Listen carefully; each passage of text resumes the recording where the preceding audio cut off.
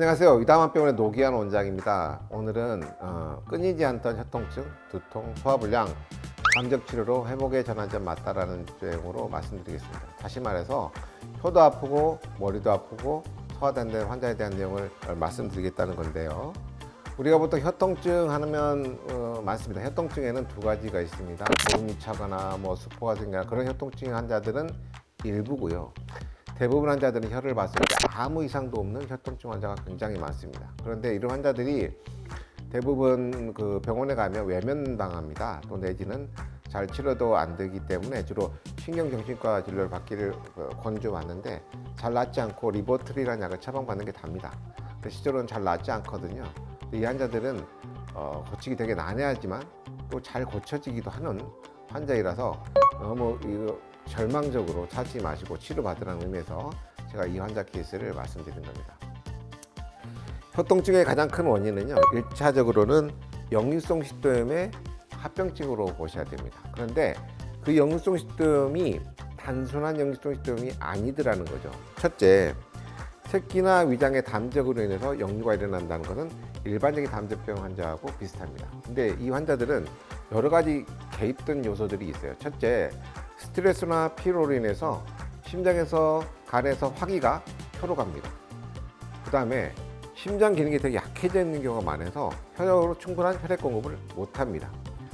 또 하나의 요인은 뭐냐면 이런 환자들의 특징이 별로 장이 안 좋은 분들이 많아요. 그래서 이 혀가 결정적으로 아픈 건 뭐냐면 장에 있는 독소, 장에 있는 열독소들이 심장을 거쳐서 혀로 가버립니다. 그래서 오고요. 또 이게 오래 앓다 보니까 입이 자꾸 진액이 마르는 특징을 가지고 있다는 특징이 있습니다. 그래서 이런 것들이 완벽하게 좋아져야지 혀통증이 없어지지, 안 그러면 잘 낫지 않습니다.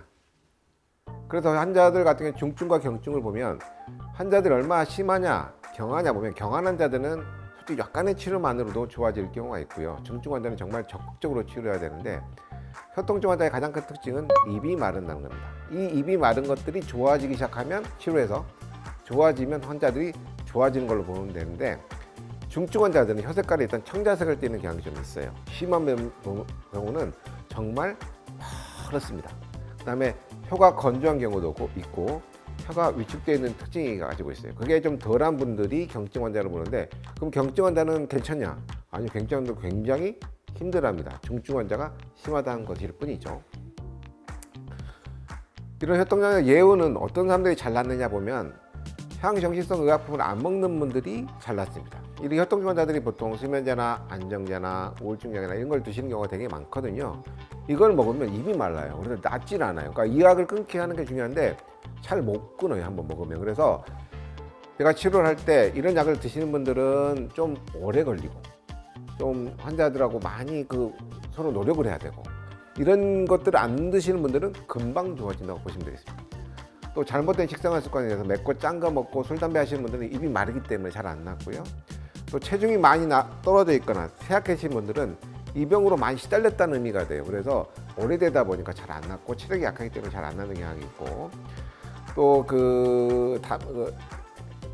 혀통증이 심하거나 여성인 경우에 또 고령인 경우에 잘 안 낫고 혀통증에 오래 이완되어 있는 경우는 잘 안 낫습니다. 오늘도 또 여자 환자분, 혀통증 환자분 아주 오래된 분인데 그분은 젊은 분이었는데 오래됐지만 젊은 분이고 정기성 약품을 안 먹고 이러다 보니까 금방 좋아졌습니다. 지금 한 달 만에 거의 다 나으신 분이 있었고요. 또 하나, 장이 안 좋은 분들이 예후가 안 좋습니다. 그러니까 이런 5가지 경우가 예후가 안 좋다는 거지 안 낫는다는 게 아니에요. 예후가 안 나고 좀 오래 간다. 그렇지 않으면 좀 빨리 난다 이렇게 보시면 되겠습니다. 그러면 이 환자가 어떤 환자인지 말씀드리겠습니다. 이분은 경기 북부에서 사시는 분이셨어요. 한번 읽어볼까요? 저는 올해 이른이에요. 평생 농사일 하며 몸이 힘들어도 버티며 살아왔습니다. 그런데 이제는 몸이 여기저기 다 무너졌어요. 40년에 장파일로 수술했고요.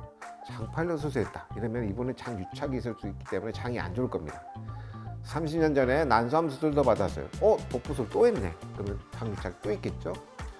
허리도 2번이나 다쳐서 늘 조심스럽게 지내고 아마 이분은 배에 가스 많이 차는 장이 안 좋은 사람이기 때문에 허리도 잘 아팠을 겁니다. 7년 전부터 요실금도 생겨 불편이 커졌고 5년 전 코로나를 앓은 뒤에는 매일 숨이 차고 코로나 앓은 다음에 매일 숨이 차고 심장도 나빠졌다는 말이 되는 거예요. 당뇨는 15년째인데 관리가 잘 안 돼서 병원 올 때 당화혈색소가 9.4에서 당뇨도 있다. 이분은 위장이 안 좋은 지 오래되면 췌장이 나빠지면서 당뇨가 오는 경우인데 이분은 소화 안 된 지 오래됐다는 거예요. 특히 소화가 너무 안 되고요. 혀가 아프고 식사하는데 고통이에요.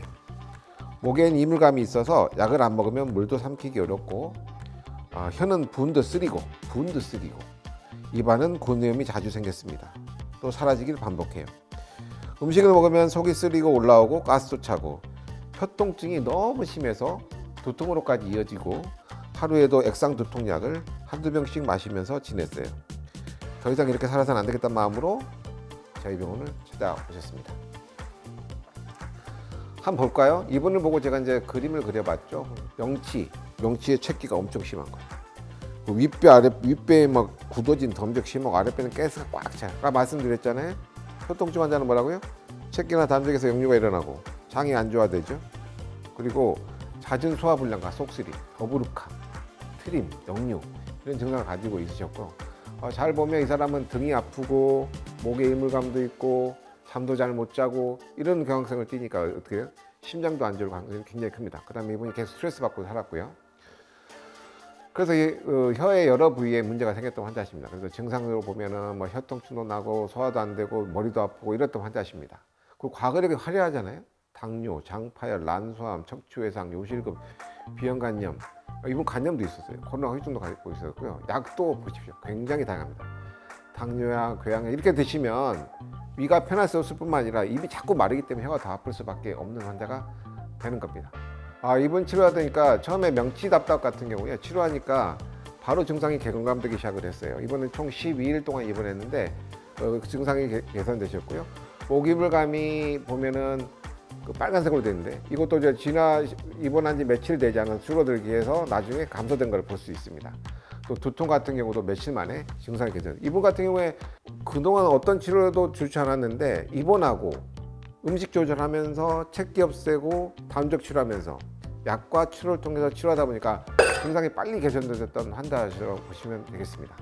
혀 같은 경우도 보면은 혀 입원한 당일날은 혀가 부은 느낌, 타는 느낌, 뻣뻣한 느낌이 있었는데 기간이 경과하면서 증상이 개선되셨다가 나중에 퇴원하시는 데서는 거의 증상이 없을 정도로 개선된 것을 볼 수 있겠죠.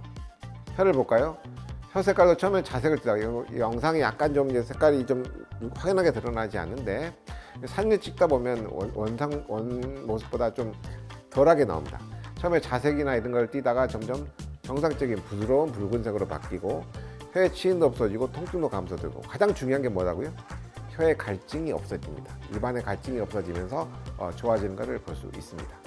그래서 이분은 이제 입원하셔서 처음 입원 2, 3일 차에 혀통증도 많이 좋아지고 명치답답함, 두통도 많이 없어지고 약 없이도 두통을 견딜 수 있었고 혀통증 부위도 축소됐고 명치답답, 목이물감 증상이 절반 이상 사라졌고요. 그 이후에도 외래 치료를 통해서 많이 호전돼서 나중에 이분이 다른 또 환자분을 소개해서 오셨던 환자신 걸로 저는 기억합니다. 혀통증 환자들은요 가장 중요한 게 뭐냐면 차라리 혀가 아프시면 아무것도 하지 마세요. 아무것도 하지 말고 약을 최대한 줄이셔야 됩니다. 줄이시고 혀통증을 고칠 수 있는 곳에 가서 진료를 받으셔야 돼요. 이거 고치겠다 이 약 먹고 저 약 먹고 하다 보면 증상이 더 심해지는 거고요.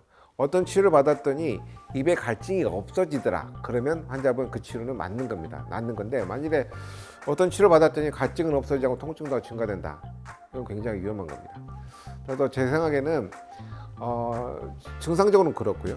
채기나 담적을 없애면서 혀통증을 없애는 방법이 가장 효과적이라는 것을 제가 알았기 때문에 혀통증을 고생하신 분들은 저희 유담학병원에 와서 치료를 받으시면 좋은 결과를 얻을 수 있을 겁니다.